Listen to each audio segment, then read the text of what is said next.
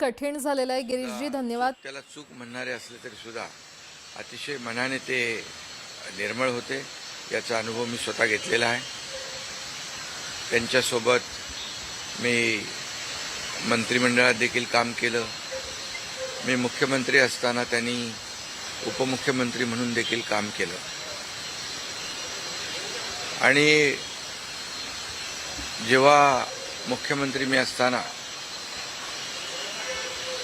मुख्यमंत्री माझी लाडकी बहीण योजना किंबहुना इतरही योजना जेव्हा आम्ही सुरू केल्या तेव्हा आर्थिक जे काही घडी आहे किंवा आर्थिक तरतूद जी आहे ती अतिशय उत्तमपणे त्यांनी त्यावेळेस केली आणि याचा अनुभव मला आहे.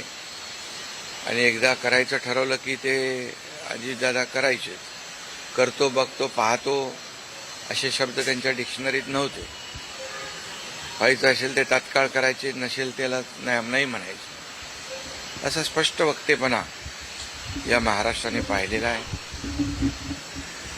मी असेन, मुख्यमंत्री देवेंद्रजी असतील, अजितदादा असतील, आम्ही टीम म्हणून काम केलं, टीम म्हणून काम करतो. आमच्या वेळाही कामाच्या वेगवेगळ्या, मी पहाटे उशिरापर्यंत काम करतो, अजितदादा पहाटे लवकर काम सुरू करतात, देवेंद्रजी दिवसभर काम करतात.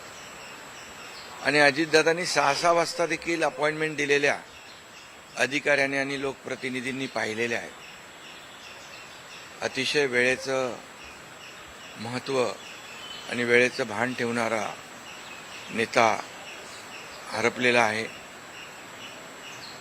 खरं म्हणजे काल परवाच आमची एका कार्यक्रमामध्ये भेट झाली. सरन्यायाधीश आपले भारताचे मुंबईत आले होते आणि ते येण्यापूर्वी आम्ही तिथंच एका चेंबरमध्ये बसलो होतो आणि त्यावेळेस झालेल्या चर्चा, गप्पा गोष्टी, आजही सकाळी जेव्हा मला त्यांची ही घटना कळली तेव्हा तेच समोर त्याच आठवणी काल परवाच्या येऊ लागल्या. खरं म्हणजे माझ्यापेक्षा ते राजकारणात देखील अनुभवी नेते, गेल्या अनेक वर्षापासूनचा त्यांचा अनुभव, वयाने देखील माझ्यापेक्षा ते मोठे होते माझ्या आणि अनुभवाने देखील. आणि म्हणून त्यांना राज्यातल्या अनेक विषयांचा गाढा अभ्यास होता. अनेक विभाग त्यांनी हाताळले होते. याचा राज्याला फायदा होत होता. मंत्रिमंडळात देखील ज्यावेळेस काही विषय यायचे त्यावेळेस आपल्या राज्याची आर्थिक परिस्थिती अशी आहे, आपल्याला सर्वांना काटकसर करावी लागेल, अशी अगदी निर्भीडपणे सांगणारे अजितदादा देखील आम्ही अनुभवलेत. शिस्तीचा नेता म्हणूनही आम्ही अनुभवलेला आणि त्यामुळे त्यांच्या जाण्याने फक्त पवार कुटुंबियांचंच नाही तर संपूर्ण महाराष्ट्राचं न भरून येणारं नुकसान झालेलं आहे. आणि माझ्यापेक्षा वयाने मोठे असल्यामुळे एक जी काय आमची गेल्या अनेक वर्षापासूनची जवळीक निर्माण झाली होती, त्यामुळे राजकारणातले आम्ही तिघजण एक टीम म्हणून काम करत असलो तरीसुद्धा एक मोठा भाऊ हरपल्याची, गेल्याची भावना देखील, दुःख देखील माझ्या मनामध्ये आहे. आणि मी त्यांना भावपूर्ण आदरांजली अर्पित करीत असतानाच मनामध्ये फार दुःखाच्या भावना आहेत. त्यांचं कुटुंब हे दुःख पचवण्याची क्षमता, डोंगरा एवढं दुःख आहे, ही क्षमता ईश्वराने त्यांना प्रदान करावी.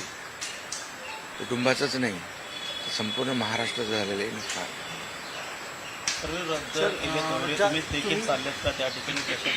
हां, मी आणि मुख्यमंत्री देखील आम्ही जातो आहे. आमचे सहकारी आमच्यातून गेलेत, त्याचं दुःख आहे. ज्या सभा होत्या त्याही आज आम्ही रद्द केलेल्या आहेत. सर, एक विचार असं वाटतं की तुम्ही आता उल्लेख केला की 2 दिवसांपूर्वी त्यांच्या जवळपास 1-1.5 तास तुम्ही बसलेले होतात दोघंच, खूप गप्पा झाल्या त्या चेंबरमध्ये. असं काही त्यांच्या किंवा मंत्रिमंडळात देखील असताना अशी काही त्यांची इच्छा, एखादी योजना किंवा एखादं त्यांना करायचं होतं की तुमच्याशी त्यांनी शेअर केली, आपण हे करूया मिळून महाराष्ट्रासाठी, असं काही? नाही, आम्ही आतापर्यंत एकत्र जेव्हा तेही उपमुख्यमंत्री होते तेव्हा मी मंत्रिमंडळात होतो. मी मुख्यमंत्री असतानाही उपमुख्यमंत्री होते. आता देवेंद्रजी मुख्यमंत्री आहेत. आम्ही जे काही निर्णय आम्ही घ्यायचो ते निर्णय मिळूनच घ्यायचो आणि मग एकदा एखादी सूचना आली की मग त्याला तिघांनी बळ देऊन ते पूर्ण करायचं. अजितदादा देखील एकदा कधी असंही म्हणायचे की आपली आर्थिकता, आपली जी काही अर्थव्यवस्था महाराष्ट्राची आहे, काही नवीन योजना केल्यामुळे आपल्याला काटकसर करावी लागेल, पण जेव्हा काही निर्णय आपल्याला घ्यावेच लागतील त्यावेळेस मात्र ते मागे हटत नव्हते आणि याचा अनुभव देखील आम्ही घेतलेला आहे. साहेब, न भरून निघणारे पोकळी सातारा असेल, पश्चिम महाराष्ट्र या ठिकाणी देखील कशा प्रकारची तुम्ही पोकळी भरून काढणार आहे? नाही, यामध्ये साताराच नाही आहे, तर त्यांचं जे असलेलं जे काही अनुभव आहे हा महाराष्ट्रासाठी होता. त्यांनी प्रतिनिधित्व केल्यामुळे मला वाटतं फार मोठं नुकसान झालेलं आहे. न भरून येणार. शेवटचा प्रश्न, जे काय जसा हा जो विमान अपघात झाला ज्या प्रकारे, काय वाटतं याची चौकशी व्हायला हवी आणि येणाऱ्या काळामध्ये असे अपघात होऊ नयेत, त्यामुळे बिलकुल याची शेवटी आमच्या सहकार्याचा जीव याच्यामध्ये गेला आहे. 6 लोक मृत्युमुखी पडलेले आहेत. त्यामुळे या विमान अपघाताची चौकशी नक्कीच व्हायला पाहिजे, नक्कीच होईल. कारण यापुढे देखील अशा प्रकारचे अपघात होता कामा नये यासाठी हे गरजेचं आहे आणि त्यासाठी त्याची चौकशी देखील होईल.